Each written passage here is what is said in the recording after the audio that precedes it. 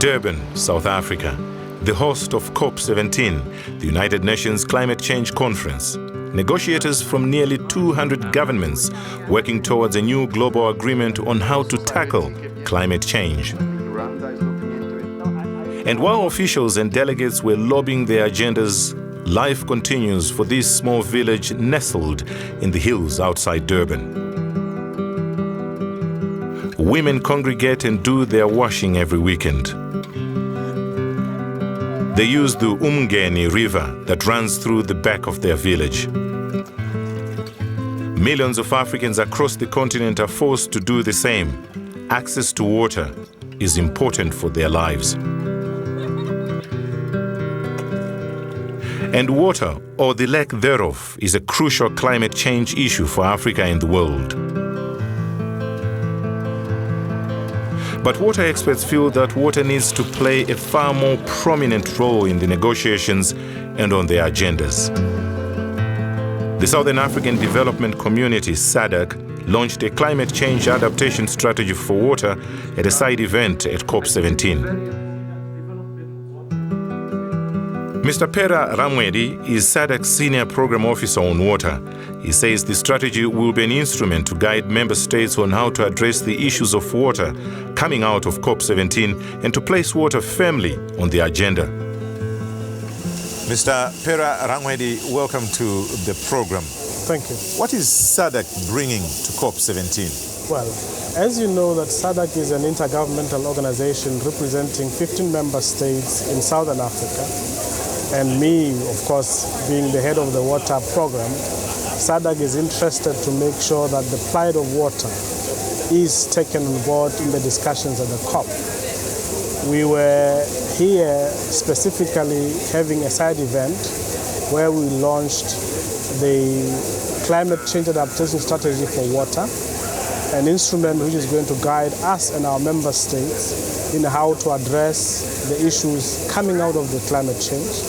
But most importantly, we are also in the margins trying to influence the fact that water should be put on the agenda of the climate change debates. As a region, do you have a position on whether water should be a standalone discussion? Well, it may not be necessarily a standalone issue, but it should be high enough on the agenda to be discussed with its merits in terms of its contribution or impact that are going to be posed by climate change on water. Because firstly, water is the most important area where the impact of climate change and where possibilities for adaptations can be gained. And therefore we feel that hitherto it has been discussed as marginally. For instance, it's currently, which is good, included in the Nairobi Plan of Action. But other than that, the negotiators, when they discuss issues, although some of the things they are discussing would affect water, but they don't see water as a component that requires dedicated discussions on. For Southern Africa, the most important thing that we have to know that water is an engine for development. Water is the most shared resource by the countries, and water is a limiting factor for development if not taken care of properly. As a finite resource, we will clearly have to be able to get our act together as people in the water sector, not only as a sector, but as a development process to make sure that it contributes its proper contribution to the development drive in SADC. The region has not been very strong on capturing water. Do you agree? Oh, indeed. In fact, water sector, as a way of background, was agreed by the SADC member states as an area of cooperation, dedicated sector in 1996. In 1997, we started the process of developing the first ever water sector program. And within that program, infrastructure was already mooted as the best way to go. But at the time when the program was first developed, member states understood that they first have to create an enabling environment. That is, put the requisite institutions in place, the instruments in place. But currently, water has been prioritized, particularly in terms of infrastructure, in the SADC program of action, in the RSDP. And water falls within the Directorate of Infrastructure and Services, which is a directorate which house all the activities within SADC which are prioritized as sectors that can lead the region into proper regional integration, faster regional integration, and economic development. So SADC has always prioritized water, as I'm saying, as early as in 1998, when the first program for water was developed. But most importantly to note is that the water protocol was the first to be adopted by SADC heads of state in 1995 as the all-encompassing legal instrument that guides countries in terms of cooperation on the water sector. The rest of the other sectors followed suit from there. And that was because of the shared nature of the resource and the potential for conflict, if not handled properly, was seen as a very important aspect to deal with. Some said that Copenhagen was a failure. Cancun at least came out with something. What do you think Durban is going to bring out? Well, I think there is a hope. At least we have our feet in the door through the Nairobi plan of action that is currently including water in it. But there's a lot of discussions that are going on in the background. We have had the Africa Day today, where we're talking very much around what do we need to do as the water sector to make sure that activities or issues in the water sector are recognized, especially within the framework of discussions in the COP. And I think even if the decisions are not going to be conclusive here, where water could be a standalone sector, but we have made an impact in terms of making sure that it's going to be considered in the future COPs, if not this one, that things in the water sector will be discussed. Mr. Rangwedise, thank you very much for having been my guest. It was my pleasure. It was my pleasure. The Global Water Partnership, or GWP Southern Africa, is headed up by Anya Grobici. She says that there's been a decline in investment in water resources in the last 20 years, and that has to change. Anya, welcome to the program. First of all, talk to us about who GWP is. GWP is the Global Water Partnership. We have many, many partner organizations around the world that we work with. Some of these partner organizations are much bigger than we are. We have more than 2,500 partner organizations, including governments, including private sector, including civil society, NGOs, universities, research institutions, media organizations, really organizations that care about water resources. So the Global Water Partnership seeks to unite organizations that want to work together for change in the way water is managed, to really make sure that we value our water better and that we use our water better. Every river is different, every watershed is different, every aquifer is different, every city is different, every society is different in the way that we use and value water. And so people everywhere have to find their own solutions. When it comes to this conference here in Durban, South Africa, what is it that you are expecting? Well, the first time that we became accredited to the UN Framework on Convention on Climate Change was in 2009. And at that time, we were really hoping that there would be some kind of overall deal that would create an overall framework and to ensure that water resources could be adequately looked at within that framework. Now, since then, there have been many, many small steps made. There hasn't been any huge deal on the table, and I think we're still not in that envelope that there's going to be a huge overall deal. But we're very glad with the progress which has been made within the Nairobi Work Programme on adaptation, on climate change impacts and vulnerability, that water has been recognized. So what we're really fighting for here in Durban is to look for much more investment in water resources. There's actually been a decline in investment in water resources over the last 20 years. We don't have the hydrometeorological networks to give us information. We don't have the investment in infrastructure, in Africa particularly, to give people, to give industry, to give economies the water that they need.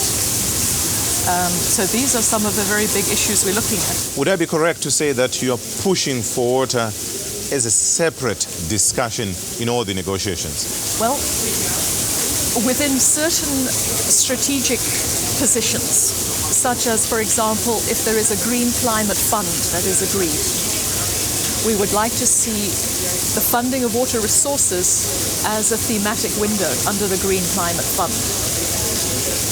But overall, we keep emphasizing that water is not a sector, that water is cross-cutting, right across the economy, right through all ecosystems. And so it's very important both for adaptation and also to take into account in the mitigation discussions.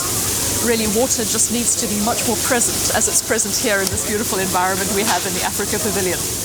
Well, just in ending, Anya, are you hopeful that that which you are pushing for will at least see the light of day here at this conference? I'm very hopeful. I'm seeing more and more negotiators coming into the discussions about water. More and more countries are raising this issue, particularly in Africa.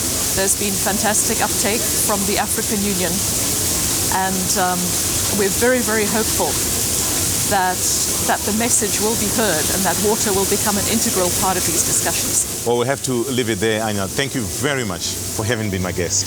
Daniel, it's been a pleasure. Thank you. Thank you. Mr. Baimas Tal is the Executive Secretary for the African Ministers' Council on Water, or AMCAL. He says that while negotiators are concerned about air pollution and energy, they are forgetting the important role that water plays for the planet and especially Africa. Mr. Baimas Tal, welcome to the program. Now, what is AMCAL's message at COP17? Well, when I come to a conference like this, I want to bring the water message and to let the whole world know that climate change is about water change and Africa is about water. So for this COP17, I would say that Africa's COP is about water. That's the message I'm trying to bring here, for everybody to know, especially negotiators, that water should not be at the periphery, should be central to the negotiations. How would you rate the message? How is it being received, sir? Well, it's not sinking in. Basically, what is happening is that the negotiations for climate change have been the same people for the last 15 years. And by that time, water was not talked about. And they are all ingrained in their beliefs. They are all coming, most of them coming from environment ministries. COP1, when it talked about, it was all about air pollution, how to stop air pollution, how to mitigate. So water was not an issue, agriculture was not, it was about energy. It's the same people who are there today, but the world has changed. We know in Africa that it's all about water, floods, and droughts. So we have to convince them to start seeing, negotiating, or countries, governments, bringing water people in their delegation. If we do not do that, it will be an uphill battle. But we are moving in slowly, because 3 years ago when I was in Copenhagen, only two of us, Anya of JWP and myself, were the only water people. No one will listen to us. We call the journalists who managed to listen to us. The next year, Cancun, we went there. We had a big meeting of all water people in a hotel. But it was very good with scientific information, but there was no link between us and the negotiators. So it stayed in that room. So we have changed strategy this time by inviting some of the negotiators to be with us, to hear what we are saying about, talking about, that it's not all about climate change, but about water.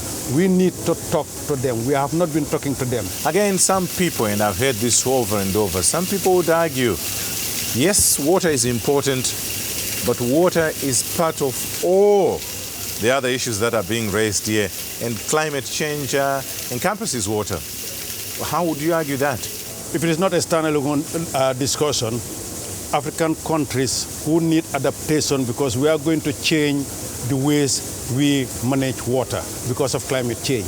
Once we do that, there is an additionality on cost. It's costing billions for us to adapt. So if you not stand alone, we are not going to have access to the Green Fund. So they will tell you that, it's all about money. That's the Green Fund that is being established in Cancun. And if you don't have a stand-alone you don't have access to that. So they cannot tell us something else. We know that we want standalone because Africa needs that additionality to address water. Now it's costing us 40 billion per annum to address water without climate change. Now, if you factor in climate change, you are going to need an extra 20 billion, and that 20 billion should come from the Green Fund. So we want to stand alone and to show the whole world and Africa that we are serious, that Africa water is a priority. It cannot be in the periphery.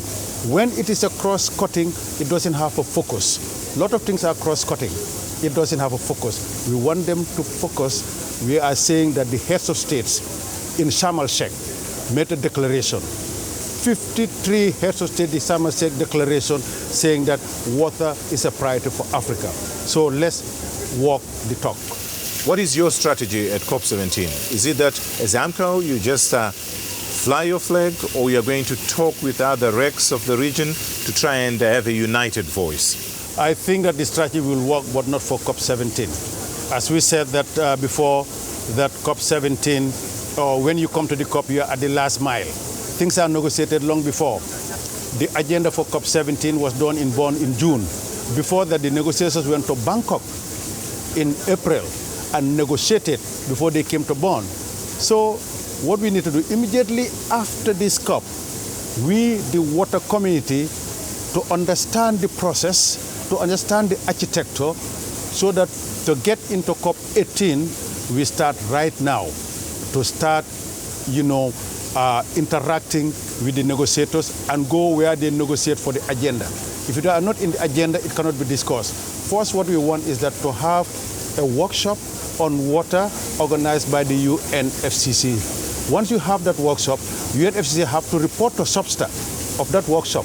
That means water will be reported, then it will be in agenda. So that's our strategy now. Some people really say meetings like this don't achieve much except just talking and more talking. Now, do you agree with that? And do you then think this is the platform to send a message of this importance? There is never a failure, because there is always, if it is 1% success, we see success. In Africa, let's not look at the negative, but look at the positive. Because today we have what we call Water Day. It has never happened. So for us, that's a success, and it has laid the foundation for the water to move higher in the agenda of the UNFCCC. Well, we'll have to leave it there, and hope that your message will be heard. Thank you for having been my guest. You are most welcome. Thank you. You are most welcome. And Karin Laxson is the director of Swedish Water House that is part of the Stockholm International Water Institute. SWH is a home for innovative thinking on emerging issues, knowledge dissemination, and multidisciplinary policy development concerning the global water situation. Karin Laxson, welcome to the program. Well, you've been in the thick of things yourself, the negotiations. How have they been going? Well, in general, it's a very, very slow process. So you have to be happy for all small steps that are being taken. And for us, the water community, we think it's a good step that it seems right now there's going to be the final decision this afternoon of one of the subsidiary bodies of the Climate Convention on there's a special program called the Nairobi Work Program on adaptation. And it seems right now that we're going to get a workshop on water to be reported back. And we think it's very good that water is being focused on in that way, because obviously climate change is to a large extent water change. And if you have to deal with adaptation, you have to also deal with water in different ways. Would you say this is probably the beginning to that long road of realization on maybe whether this issue is going to be recognized as a standalone? Yeah, I would think so. I mean, I took part in the discussions before Cancun, and I was also part of trying to assist in demanding water as a standalone issue at the SABSA agenda. I was also at the negotiations in Bonn, looking at the struggle, and it was really clear that at that time parties weren't ready to let it be a standalone item. So we went back to the Nairobi Work Program, and if we are going to have a workshop then it has to go back again to the discussions, and then you could again try to get it as a standalone item. What does that mean, reporting back to the workshop? What it means is that the people here, I'd like to step back a little bit and say that there are really different worlds almost. The world here with the negotiations is quite different from the reality that many water resources managers have. Well, what other agitations would you put forward yourself? I think it's important to look into where the negotiations are and try to see where are the areas where we could find hooks for water to be addressed. And one of those areas is the Green Climate Fund that hopefully will be decided upon, or the modalities and the structure will hopefully be decided upon here in Durban. And there's a talk of funding windows of the Green Climate Fund. Now, as it stands now, it's suggested there will be one on adaptation and one on mitigation, so it's really very broad.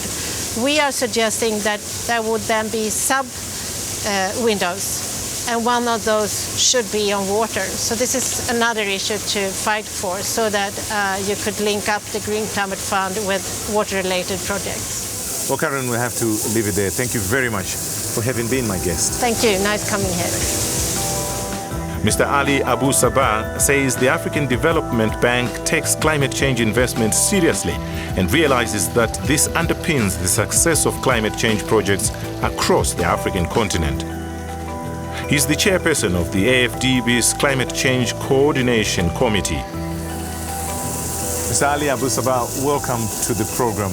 We're here in Durban at COP17, and the bank's presence here and the reasons for you being here. Well, the African Development Bank has taken advantage the fact that this is the first African COP on African soil. We've been working very closely with the South African government, African Union and others to make this pavilion a reality. One key objective that we want, two levels. One is to demonstrate that Africa can speak with one voice through coming up with a very coordinated process of intellectual, operational and financial discussions around almost 100 different side events, out of which 10 are at high level, to really discuss in a very open and frank way what the issues for Africa are in the water sector, in the agriculture sector. How does that affect the livelihoods of individuals? How does it affect their health? How does the whole thing affect the economy and the prosperity of African growth? How can you create more growth that is inclusive, that is going to help the Africans graduate from the current state? Now, the African Development Bank is Africa's development premier institution. Now, the African Development Bank has been working for the past 45, 46 years. We are existing in all sectors of the economy. We are working in the agriculture, we are in the infrastructure, we are in the private sector, social health, and many others. And our recent medium-term strategy, which was guided by the shareholders of the bank, has called on us to be more focused. So for the past 4 or 5 years, we've been doing more focus on infrastructure. But infrastructure, you cannot do it nowadays in separation from the climate change. If you put in a road or you build in a dam, you have to make sure that your structures are climate resilient. Otherwise, you compromise this investment. You come in 5 to 10 years, and with extreme weather events that we're already witnessing across the continent, then you jeopardize the investment and you put it at a much higher risk. Well, it sounds very much like a cross-cutting initiative you have as far as supporting infrastructures on the African continent. But can you talk to me about funding the water sector in specific? Well, the African Development Bank is one of the very few institutions that had not decreased its investment flows to the water sector, whether it's for water mobilization, water supply and sanitation, whether for hydropower project involving construction of dams, or even in the agriculture sector. So we are very proud of this fact.